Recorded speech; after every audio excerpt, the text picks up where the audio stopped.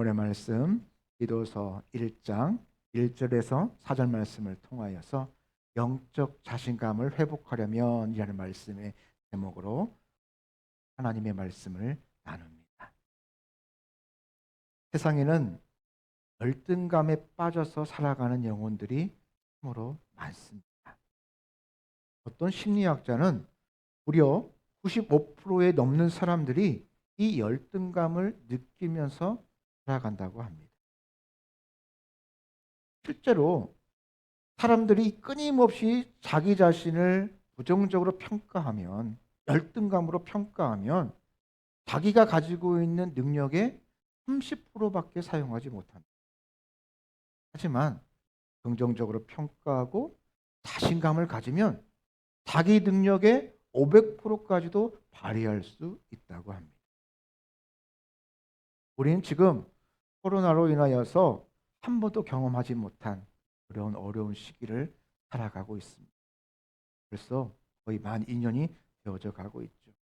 그래서인지 자신감보다는 열등감이 더욱더 우리를 붙잡고 있는 것 같습니다. 모든 것들이 다 위축되어져 있는 것 같습니다.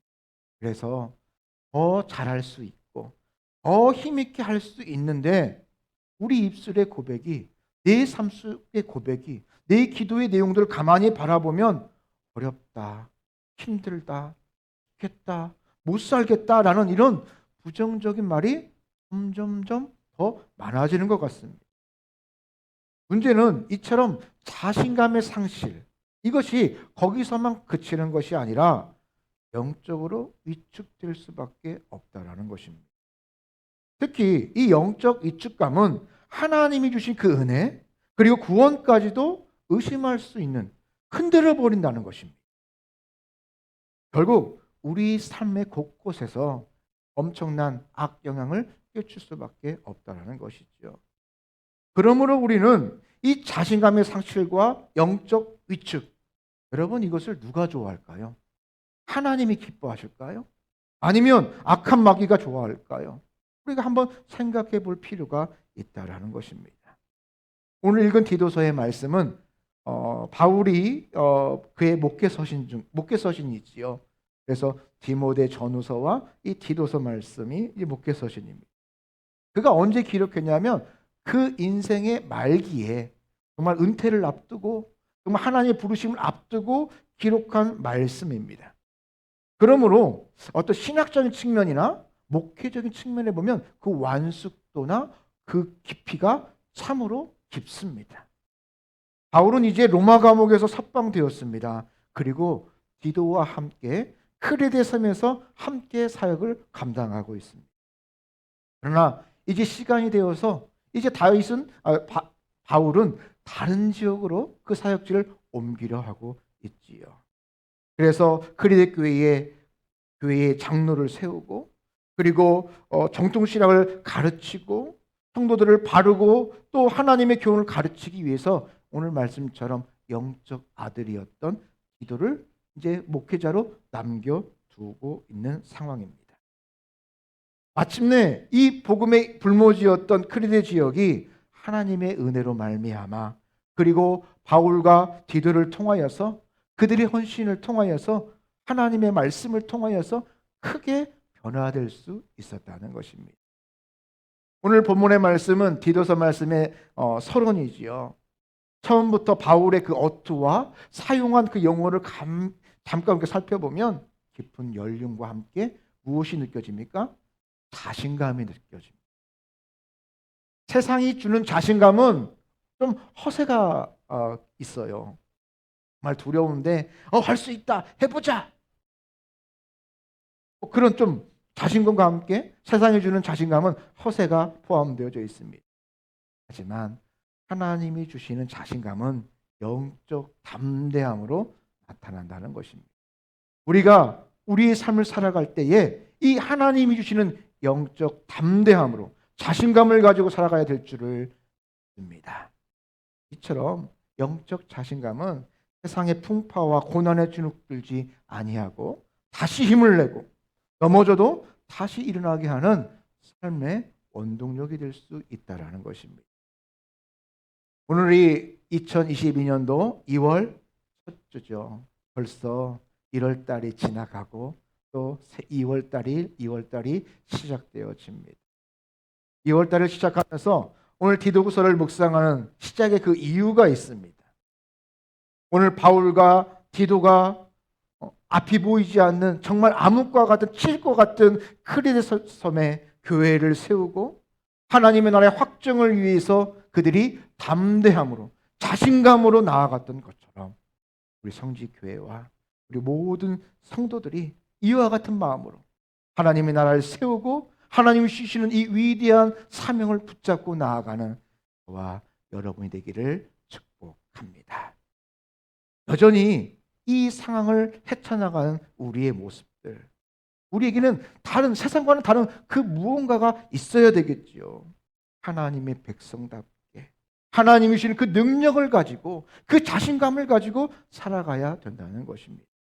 오늘 본문의 말씀을 통하여서 우리가 영적 자신감을 회복하려면 그러면 우리에게 무엇이 필요할까?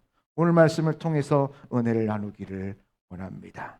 첫째로 이 영적 자신감을 회복하려면 내가 누구의 종인가를 바르게 알아야 됩니다. 나를 부르신 이가 누구인지를 바르게 알아야 된다는 것입니다. 내가 누구를 위하여 충성하는가 바르게 알아야 된다는 것입니다. 오늘 바울은 본문 1절 말씀에서 자신을 어떻게 소개하고 있습니까? 하나님의 종, 예수 그리스도의 사도다라고 자신을 소개하고 있습니다. 여기서 종은 헬라어로 둘로스라는 말인데요.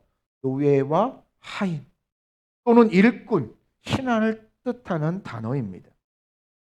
바울은 비록 세상은 잘 몰라도 나는 하나님께 속한 하나님의 종이다라고 자신감을 가지고 담대히 말하고 있습니다. 하나님을 위한 헌신된 일꾼이다. 예수 그리스도의 사도이다라고 당당하게 선언하고 있습니다. 당시 바울은 이제 늙고 초라한 모습이었습니다. 하지만 그는 전혀 세상의 평가와 그의 선입관에 주눅들지 아니했습니다. 하나님께 속한 종으로서 항상 영적 자신감을 가지고 살아갔다는 것입니다. 감옥에서 오랜 동안 빈번히 또 죽을 고비를 여러 넘기면서 그 어려움이 그 삶에 있었지만 결코 그는 주눅들지 아니했다는 것입니다. 바울은 누가 뭐라고 하여도 자신은 하나님의 종이요 그리스도의 사도임을 똑똑히 알았다는 것입니다. 하지만 마귀는 우리를 어렵고 힘들게 만듭니다. 그리고 내 속에 있는, 내 주변에 있는 그 열등감을 극대화시키려고 합니다. 그래서 매번 할 수 있다라는 그런 자신감보다는 할 수 없다. 그럼 상황이 이런데 우리가 무엇을 할 수 있어? 있는 것도 없을 판인데 라는 부정적인 마음. 소용보다는 배척하게 하고 분열하게 만들고 마귀는 내가 누구에게 속해야 되고 누구를 섬겨야 되는지 우리 마음 가운데 우리의 선택 가운데 혼동하게 만듭니다. 물론 우리는 연약하여서 죄인이기 때문에 자주 넘어질 수 있습니다. 하지만 그래도 나는 하나님의 존귀한 하나님의 자녀임을 우리는 꼭 기억해야 된다는 것입니다. 이사야 43장 1절 말씀, 너는 두려워하지 말라. 내가 너를 구속하였고 하나님이 나를 구원하여 주신 것입니다. 내가 잘 돼서 내가 잘 나서 내가 무언가를 행하여서 된 것이 아니라 내가 너를 구속하였고 내가 너를 지명하여 불렀나니 여러분 저요 내가 원해서 간 것이 아니라는 것입니다. 너는 내 것이라 라고 말씀하고 있습니다. 또 이사야 43장 4절 말씀에 보니까 내가 내 눈에 보배롭고 존귀하며 내가 너를 뭐한다? 사랑한다. 보배롭고 존귀한 존재로 여겨주시며 나를 그 무엇보다도 세상의 그 무엇보다도 내가 너를 사랑하는 존재이다. 독생자 예수 그리스도를 너에게 주어도 아낌없이 주어도 하나도 안 아까울 만큼 내가 너를 사랑한다라고 말씀하십니다. 하나님께서 이처럼 말씀하시는 것은 우리가 죄를 짓고도 뻔뻔해지라는 것이 아닙니다. 내가 정말 누구의 종인지, 내가 누구에게 속하여 있는지 바로 알라라는 하나님께서 나에게 주시는 귀한 도전의 말씀이라는 것입니다. 사사 기드온이 300명의 용사를 통하여서 해변에 모래알처럼 많았던 미디안 군대를 무찌를 수 있었지요. 그런데요, 이 기드온이 하나님의 사자를 만났을 때 그 사자가 이 기브온을 부르러 왔을 때에 그 기브온이 먼저 하나님의 사자 앞에서 어떻게 대했습니까? 불평과 원망이 커서 자신의 모습을 한탄하면서 하나님의 사자 앞에서 하소연했던 그의 모습들을 우리는 기억할 수 있습니다. 사사기 6장 15절 말씀에 보니까 자신을 기브온이 하나님께 이렇게 소개합니다. 내 집은 므낫세 중에서 지극히 약하고 나는 내 아버지 집에서 가장 작은 자입니다. 이게 무슨 말이에요? 우리 가문 중에서 우리 집안은 가장 볼품없고요. 그리고 우리 집안 중에서 나는 내 형제 중에서 가장 약한 자가 바로 나입니다. 이렇게 고백하고 있습니다. 열등감에 빠져 있죠. 하나님은 이처럼 큰 열등감에 빠진 기브온에게 어떻게 그를 다시 일으켜 세웁니까? 이렇게 말씀합니다. 큰 용사여 여호와께서 너와 함께 하시는도다. 여러분, 오늘 우리에게 다시 한번 말씀하여 주십시오. 여러분들은 하나님의 큰 용사인 줄을 믿습니다. 내가 너와 함께함이라 라고 오늘도 말씀합니다.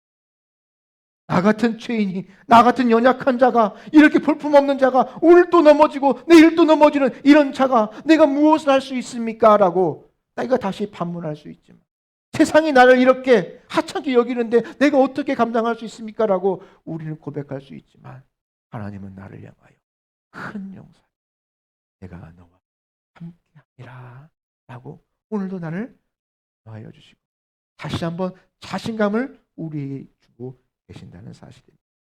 이에 기드온은 자신이 연약했지만 하나님께서 인정하시고 하나님이 함께 하심으로 큰 용사임을 깨닫고 영적 자신감이 충만하게 되었다는 것입니다. 기드온이 깊은 열등감에서 자신감을 찾은 이유가 어디에 있습니까? 바로 내가 누구의 종인지, 누가 나와 함께 하고 있는지를 똑바로 알았기 때문입니다. 실제로 내가 나를 봐도 참 부족한 면이 참 많습니다. 묵직하지 않고, 또 그렇다고 특별한 열심히 있는 것도 아니고, 하나님이 나를 어떤 확신이 있는 것도 아니고, 때론 내가 나를 봐도 많은 실망 가운데 넘어질 수밖에 없습니다. 이것이 바로 인간의 관점이죠. 세상의 관점입니다. 당연히 우리는 사람이기에 인간의 관점으로 나의 자신을, 다른 사람을 바라볼 수밖에 없습니다. 그런데 우리는 하나님의 관점으로 다시 나를 바라봐야 돼요. 하나님이 나를 어떻게 바라보고 있는가? 세상이 나를 어떻게 생각하는가 보다 하나님이 나를 어떻게 바라보고 있는가? 하나님의 관점으로 바라보면 그 평가는 달라질 수 있다는 거죠. 내가 다른 사람을 판단할 때도 그냥 나의 주관으로 판단하는 것이 아니라 하나님의 관점으로 우리가 바라볼 수 있는 그런 세계관을 가지고, 그런 눈을 가지고 바라봐야 될 것입니다. 사단 마귀는 계속해서 열등감으로 나를 바라보게 합니다. 하지만 하나님은 내게 영적 자신감을 주시기 때문에 누가 뭐라고 하여도 나는 하나님의 자녀입니다. 내 신분의 변화가 없어요. 내가 넘어져도, 내가 어디에 굴러도 내 신분의 변화가 있습니까? 없어요. 내 신분은 변하지 않습니다. 누구의 자녀입니까? 하나님의 자녀라는 것입니다. 하나님의 종이기에 하나님께서 나를 끝까지 책임져 주신다는 것입니다. 내가 오늘 이러니까 하나님은 나를 버릴 거야? 그렇지 않습니다. 그래도 나의 신분은 변하지 않습니다.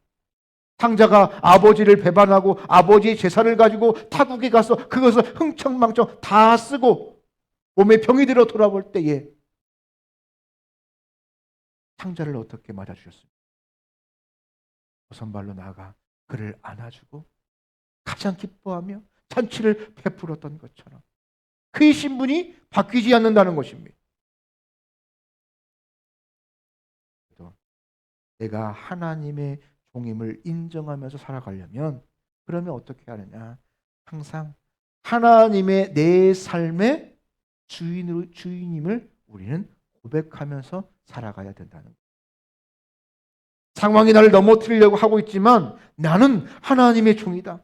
하나님이 내 주인임을 확신하면 항상 우리는 하나님이 주신 이 자신감을 가지고 살아갈 수 있다는 것입니다. 문제는 어디에 있느냐? 우리가 하나님이 아닌 세상의 종, 세상의 것을 주인으로 삼고 살아간다는 것입니다.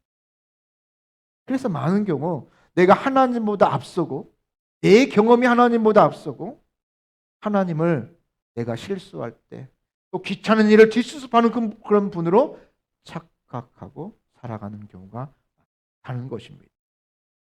참담하게도 많은 신앙인들이 하나님을 섬긴다라고 말하지만 하나님을 섬기기보다는 하나님을 이용하면서 살아가고 오늘날 현대 신앙인들을 세 가지로 구분할 수 있습니다. 나는 어떤 신앙의 모습일까? 첫 번째는 하나님을 스페어 타이어처럼 자동차 저 트렁크 뒤에 밑에 넣어 두었다가 그리고 평소 때는 자신이 주인이 되어 살아가는 삶일 것입니다. 다만 타이어가 빵꾸 나거나 사고가 났을 때 그때만 하나님을 찾는 사람입니다. 두 번째는 하나님을 나의 보조석에 앉게 하여서 나름대로 하나님과 가까이 하면서 지내는 사람입니다. 때로는 하나님이 원하는 삶, 또 원하는 방향으로 갈 때도 있습니다. 그러나 엄밀히 말하면 최종의 결정권, 운전의 어떤 방향, 그 모든 것은 누가 합니까? 내 자신이 모든 것을 뜻대로 합니다. 세 번째는 하나님을 내 운전석에 정중히 모시고 살아가는 삶일 것입니다. 이들은 그 삶의 최종의 결정권을 하나님께 온전히 드려서 하나님께 속한 삶, 하나님을 주인으로 삼고 하나님의 종으로 하루하루를 살아가는 삶일 것입니다. 나의 삶은 어떤 삶인 것 같습니다. 하나님을 나의 운전석의 주인으로 삶을 살면 세상이 아무리 악해도 여전히 하나님이 주시는 평안과 은혜로 우리는 이 땅을 넉넉히 이기면서 살아갈 수 있을 것입니다. 그렇다면 지금 우리 삶은 하나님은 네 삶의 어떤 자리에 있는가? 한번 우리에게 다시 한번 물어볼 필요가 있다는 것이죠. 어려울수록 하나님을 어떻게 대하는지, 누구의 속해서 살아가고 있는지, 왜 음성을 들으면서 살아가고 있는지를 우리는 한번 생각해 볼 필요가 있다는 것입니다. 우리는 하나님은 어떤 비상식이나 힘들고 어려울 때만 우리를 돕는 어떤 비서로 계시는 분으로 착각하며 살아가고 있지는 않습니다. 우리는 하나님께서 2022년도 새해를 우리에게 허락하여 주셨죠. 오늘 2월 첫 주일을 우리에게 허락하여 주셨습니다. 이렇게 자신감을 가지고 더 나아간, 그렇죠? 오늘보다 내일이 더 나았으면 하는 그런 삶의 어떤 목표를 가지고 살아갈 것입니다. 그런데 우리 삶 속에 더욱더 필요한 것이 무엇이냐? 내가 하나님의 종임을, 하나님이 나의 주인됨을 고백하면서 한 걸음 한 걸음 나아가야 할 것입니다. 그러면 하나님이 나와 함께하여 주시고 이번 한 주간도 하나님만을 주인으로 삼고 그래서 그 영적 자신감을 회복하며 승리하는 이번 또 한 주가 되기를 바랍니다. 두 번째로 영적 자신감을 회복하려면 내가 무엇을 어떻게 해야 될지를 바르게 알아야 되는 것입니다. 바로 오늘 본문 3절 말씀에서 전도는 우리 구주 하나님이 명하신 대로 내게 맡긴 것이라 라고 말하고 있습니다. 하나님이 우리 모두에게 맡긴 것이 있어요. 여러분 왜 맡겨주셨어요? 너 혼자 그거 가지고 잘 먹고 잘 살아라 그러면서 맡겨주셨을까요? 아니지. 하나님이 그 은혜를 받았으니 너도 그것을 맡았으니 너도 다른 사람에게 나눠줄 증거할 책임이 있다라는 것입니다. 오늘 바울은 하나님께서 자신을 하나님의 종과 사도 되게 하신 이유를 바로 여기에 두고 있습니다. 전도하는 데에 있다라고 그는 고백하고 있습니다. 전도가 무엇입니까? 하나님을 모르는 영혼들에게 하나님과 복음을 알려주고 전하는 모든 헌신의 어떤 모양, 행위를 뜻하는 것이죠. 그래서 그 전도를 통하여서 오늘 본문 1절과 2절 말씀처럼 하나님을 모르는 영혼들이 택하심을 받고 믿음과 경건함, 진리와 지식에 속하고 그리고 그 전도함을 통하여서 영생과 소망으로 그들이 살아가게 되었다라고 말씀하고 있습니다. 바울은 이처럼 이 고귀한 사역을 맡겨주심을 감사하고 있습니다. 여러분 우리도 마찬가지입니다. 하나님께 주신 그 사명이 있습니다. 나를 통하여서 나와 내 가정이 하나님의 복음을 이루는 것입니다. 또 그 가정을 통하여서 이 민족에게 복음을 이루는 것입니다. 세상에서 가장 안타까운 인생은 할 일 없는 인생이 아닙니다. 할 일이 있지만 그 일을 찾지 못하고 살아가는 인생이 정말 안타까운 인생일 것입니다. 내가 지금 살아있다는 것은 지금 해야 될 일이 있다는 것입니다. 그런데 많은 사람들이 여전히 무엇을 해야 되는지, 내가 어떤 사명을 가지고 있는지를 모르고 살아가는 경우가 너무나도 많다는 것입니다. 특히 지금처럼 2020년도부터 코로나로 인하여서 더욱더 힘든 이 터널을 통과하면서 여러 가지 그런 일들을 감당하면서 더욱더 우리가 무엇을 하며 살아가야 될지 막막함만 가중되고 있습니다. 그러나 오늘 말씀을 통하여서 내가 영적 자신감을 가지고 나에게 주어진 그 삶을 살아가면, 그리고 그런 자신감을 가지고 살아가려면 가만히 있지 말고 나에게 맡겨준 것이 무엇일까? 오늘 바울에게 맡겨주셨는데 그렇다면 하나님은 나에게 무엇을 맡겨주셨는가? 그래서 내가 맡아서 해야 될 일이 무엇인가를 찾아야 된다는 거예요. 모르면 찾으면 되는 것입니다. 구하면 되는 것입니다. 우선 내가 만나는 모든 관계에서부터, 특히 내 가족은 물론이요, 내가 속한 공동체, 내 삶 속에서의 그런 모습들, 내가 처한 삶의 현장에서 내가 맡아서 해야 될 일이 무엇인가를 찾아야 된다는 것입니다. 상황이 이러니까 그런 열등감에 갇혀서 아무것도 할 수 없다라고 결단하고 속단하고 가만히 있으면 결국 위축되어진다는 것입니다. 아무것도 할 수가 없습니다. 내가 맡아서 해야 될 일이 무엇인가? 그것을 찾아야 한다는 것입니다. 사도행전 11장 26절 말씀해 보니까 바울과 바나바가 그 안디옥 교회에서, 그 지역 교회에서 1년간 모여서 큰 무리를 가르쳤고 제자들이 비로소 이 안디옥에서 비로소 그리스도인이라 할 그름을 받게 되었습니다. 있는 사람들이 이 안디옥 지역에서 크리스천이라는 말이 처음으로 등장하게 됩니다. 아, 저 사람들은 기독교인이야, 예수님을 믿는 사람들이야 라는 말이 예루살렘부터 시작되었다고요? 예루살렘이 아니라 안디옥 교회에서 처음 쓰여졌다라는 것입니다. 그런데 그 기초적 배경을 살펴보면 바울이 10년 동안 고향 다소에서 직거를 마치고 그가 해야 될 일, 맡은 일에 충성하였기 때문에 이런 놀라운 사역의 열매가 맺혀졌다는 것입니다.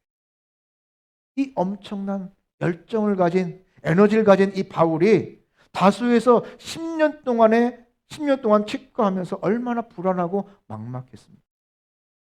제가 얼마 전에도 오예배 때 설명해 드렸는데요. 바울이 다메섹에서 예수님을 만날 때의 나이가 대략 몇 살이었다고 했죠? 20대 후반이었어요. 거의 28세라고 이제 신학자는 추정을 하는데요. 20대 후반에서 예수님을 만났어요. 여러분 그러면 그때 20대 후반이면 힘이 더 넘치고 정말 어떻게 보면 학식으로도 경험과 또 준비되어진 것과 정말 본격적으로 일할 그런 나이입니다. 20대 후반에 예수 그리스도를 직접 그 음성을 듣고 엄청난 경험을 합니다. 그런데 그 이후로부터의 바울의 인생을 살펴보면 약 14년 동안 다시 그가 예루살렘에 와서 본격적으로 사역을 할 때까지 약 14년 동안 아라비아 광야에서 3년 그리고 다소 지역으로 가서 거의 10년 동안을 그냥 칩거했어요. 칩거라는 말이 뭡니까? 세상 말로 그냥 이름도 빛도 없이 그냥 뭐 묻혀서 살았다는 것이 뭐 자이든 타이든 숨어 살았다는 것입니다. 안 좋은 말로 말하면 썩어 있었어요. 아무것도 나타날 말씀이 없습니다. 20대 후반에서 30대 통째로. 여러분 만약 내 인생이 그렇게 되면 여러분은 어떨 것 같아요? 내 인생 중에 20대 후반과 30대가 싸그리 그냥 검정색으로 되어져 있다. 여러분 얼마나 힘들겠습니까? 얼마나 어렵겠습니까? 불안하고 막막할까요? 그런데 바나바가 다시 찾아오죠. 아니 하나님의 부르심을 받고 이제 그 처음 안디옥교에서 해야 될 일을 찾습니다. 부르심을 입습니다. 그리고 바울은 얼마나 열정적으로 헌신했습니까? 이처럼 맡아서 해야 될 일을 찾으면 바울은 그 영적 자신감을 회복하였고 그리고 그는 그를 통하여서 초대교회 위대한 사도로 쓰임받을 수가 있었다는 것입니다. 지금 우리에게 필요한 것은 바로 이것입니다. 영적 이 자신감을 회복해야 된다는 것. 내가 해야 될 일, 하나님이 나에게 맡겨진 일, 그 일이 무엇일까? 하나님, 내가 무엇을 할지 알려주십시오. 내 삶 속에서 내가 어떻게 이것들을 감당해야 될지 지혜를 주십시오. 능력을 주십시오. 하나님 감당할 수 있는 영적인 힘을 주십시오. 하나님 앞에 나아갈 때 왜 하나님이 침묵하시고 왜 하나님이 나의 길을 열어주지 아니하시겠습니까? 실례로 우리가 맡아서 해야 될 일을 찾을 때 무엇보다도 우리는 하나님이 기뻐하시는 일을 먼저 찾아야 할 것입니다. 그것이 부담스러워도 하나님께서 기뻐하시는 일이라면 거부하지 빼지 말고 맡아서 충성하시기를 바랍니다. 말씀으로 창조된 인간은요, 하나님의 반대편에 선다면 어떻게 되냐면 자신감을 잃어버릴 수밖에 없어요. 아담과 하와가 하나님의 말씀에 불순종하였을 때 하나님이 아담아, 하와야 라고 부를 때 어떻게 했을까요? 자신감이 있었나요? 예 하나님 제가 여기 있습니다 라고 그들이 자신감 있게 하나님 앞에 나아갔나요? 자기가 죄를 지었으니까 그 죄로 말미암아 열등감을 가지고 숨었습니다. 하나님의 부르심에 순종하지 못하였습니다. 자신감을 잃고 죄의식에 빠질 수밖에 없다라는 것입니다. 하지만 반면에 내가 죄인이지만 하나님께서 기뻐하신 일을 한다면 자신감이 충만해질 수밖에 없다라는 것. 제가 대전에서 사역할 때 한 권사님이 계셨습니다. 이 권사님은 토요일이 되면 제일 먼저 오셔가지고 화장실을 청소를. 그래서 가장 힘든 일, 가장 어려운 일, 본인이 그것들을 아침에 일찍 와서 그 일들을 하고, 그리고 사라지십니다. 본인은 그것이 하나님이 기뻐하시는 일이다. 내가 할 수 있는 일이다. 다른 사람들이 좀 꺼려하는 일 내가 하겠다라고 하면서 항상 앞서서 일하십니다. 그러니까 그 삶을 보니까 항상 자신감이 있어요. 하나님의 일을 기뻐하시는 일을 하는 사람의 특징이 뭐냐면 자신감이 있어요. 어느 정도로 자신감이 있냐면 함께 뭐 기관에서나 여전도에서나 또 기관에서 이제 야유회를 가잖아요. 그러면 산을 가거나 어디 가면 다른 분 다 가면 막 뭐 주황색, 빨간색, 알록 달고 막 선글라스도 끼고 다 그렇게 오시잖아요. 근데 이 권사님은 전도띠를 띠고 오십니다. 그래서 하나님은 당신을 사랑하십니다. 뒤에 교회 이름 딱 쓰여 있는 노란색에 검정색 글씨, 뭐 빨간색 글씨로 되어 있는 그 전도띠를 입고 산에도 가시고 중간 산 중턱에 있는 절 근처도 가시고, 그러면 권사님 거기는 가시지 마시게요. 절에 가서 뭐 하시게요? 우리가 막 근데 좀 자신감이 너무나 충만하셔요. 누구도 못 말립니다. 그 자신감에 충만의 동기가 원인이 어디 있느냐? 하나님이 기뻐하시는 일을 하시니까 하나님 자신이 주시는 하나님이 주시는 그 자신감으로 그 일들을 감당하는 것을 볼 수 있습니다. 실제로 하나님이 기뻐하시는 일을 할 때 하나님의 은혜와 하나님이 그 인생을 책임져 주시고, 그리고 하나님이 그 인생 가운데 앞서가시며 하나님 그 길을 열어주실 줄을 믿습니다. 18세기의 영국 정치가였던 윌리엄 웰버퍼스가 있었습니다. 이 웰버퍼스는 어떤 일에 헌신을 했냐면, 당시 영국 경제의 3분의 1을 차지하고 있었던 노예무역을 폐지하기 위해서 그 삶의 거의 절반을 헌신했던 사람입니다. 당시 많은 사람들이 이 노예제도가 없이는 나라의 경제가 무너진다. 또는 누가 키우고, 또 이 뭐 공장 이 경제는 어떻게 할 것이며, 또 집안의 이 농사는 누가 질 것이며, 그 모든 것들을 이 노예를 통하여서 감당을 했으니까요. 당시 많은 사람들이 이 노예 제도가 없어지면 나라의 경제가 없어진다. 기둥이 흔들린다. 엄청난 항의와 또 박해, 또 죽음을 위협하는 그런 일까지 서슴없이 벌어지고 있었습니다. 그러나 이 웰버포스의 영적인 소신은 변하지 아니했습니다. 나는 영국을 사랑하기에 노예 제도를 반대합니다. 노예 제도가 우리 영국 경제에 엄청난 이익을 주는 것은 사실이지만 이 노예 제도는 하나님이 기뻐하지 않는 일입니다. 영국이 더 나아지려면 하나님께서 기뻐하지 않는 일을 멈춰야 합니다. 웰버포스는 이런 신념을 가지고 50년간 이 노예 폐지를 위하여서 끊임없이 그 삶을 헌신하였습니다. 그렇게 이 웰버포스의 어떤 헌신의 결과 영국은 유럽에서 가장 먼저 노예 폐지를 반대하는, 그것을 법제하는 나라가 될 수가 있었습니다. 그 후에 영국은 어떻게 발전할 수 있었을까요? 거의 영국을 일컬어 그 당시에 뭐라고 말했습니까? 해가 지지 않는 나라, 대영제국이라고 그런 칭송을 들었지요. 영적 자신감을 회복하려면 성령께서 기뻐하지 않는 일부터 먼저 멈춰야 할 것입니다. 이번 주의 숙제는 바로 그것입니다. 내가 무엇을 멈출까? 그리고 하나님이 기뻐하시는 무엇을 할 것인가? 틀렸는데 고집을 부리고 시간을 끌고 하나님께 역행하는 삶을 살아가면 그것처럼 어리석은 인생이 없다라는 것입니다. 여러분, 인생이 깁니까? 예성아, 인생이 길어요, 짧아요? 사람의 보는 시각마다 달라질 수 있겠지요. 길으면 길고 짧으면 짧은 것이 인생일 것입니다. 그런데 분명한 것이 있습니다. 나이가 들면 들수록 할 수 있는 일보다 할 수 없는 일이 더 많아진다는 거예요. 더욱 하나님이 기뻐하시는 일을 찾아서 헌신하는 일도 마찬가지입니다.